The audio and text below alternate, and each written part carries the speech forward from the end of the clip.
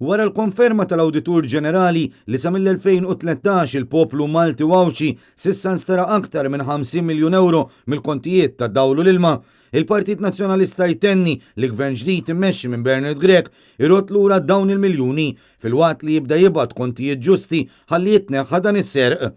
Hekk qal il-Viċi Kap tal-Partit Nazzjonalista David Agius matul konferenza tal-aħbarijiet fejn spjega kif l-Awditur Ġenerali konferma li dak li ilu jgħid il-Partit Nazzjonalista hu uffiċjali. Bernard Grech, kap tal-Partit Nazzjonalista, Prim Ministru tiegħek għada ikun ifisser li inti tibda tirċievi kontijiet ta' dawl u l-ilma orħos milli qed tirċievi illum.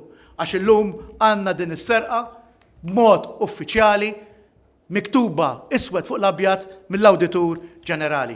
Illum is-serqa fil-kontijiet ta' dawl l-ilma hija uffiċjali. David Agius innota kif minnaħa l-oħra ix-xandir tal-Istat u tal-Partit Laburista ippruvaw jiġġustifikaw dan is-serq billi qalu li ma kienx hemm serq fi kważi nofs il-kontijiet li kienu investigati mill-Awditur Ġenerali. Madankollu ma ngħidx li f'54% tal-kontijiet investigati instab serq ta' aktar minn 10 euro fuq kull kont sa massimu ta' 500 euro. F'konferma oħra ta' kemm ix-xandir tal-Istat u maħkum mill-Gvern ta' Roberta Bela. David Agius spjega li l-Awditur Ġenerali konferma li fil-kontijiet tad-dawl insterqu medja ta' 4.6 miljun euro fis-sena, fil-waqt li fil-kontijiet tal-ilma insterqu medja ta' 1.9 miljun euro.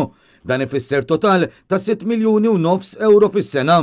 U allura il-50 miljun euro li l-Partit Nazzjonalista ilu jgħid li nsterqu sissa. Minnaħat tiegħu l-kellim tal-Partit Nazzjonalista dwar il-politika tal-enerġija, Ryan Kallus, spjega li s-serq qed isir għax wara l-2013 il-Gvern Laburista biddel is-sistema li bija jinħadmu l-kontijiet tal-enerġija. Għal daqstant issa li anke l-Awditur Ġenerali qed jikkonferma dan is-serq, staqsax qed iżomm li l-Gvern Laburista milli jwaqqaf is-serq sfaċċat mill-kontijiet. Issa li ħareġ konferma anke hawnhekk quddiem is-sewwa magħruf għalihom m'hemm serq.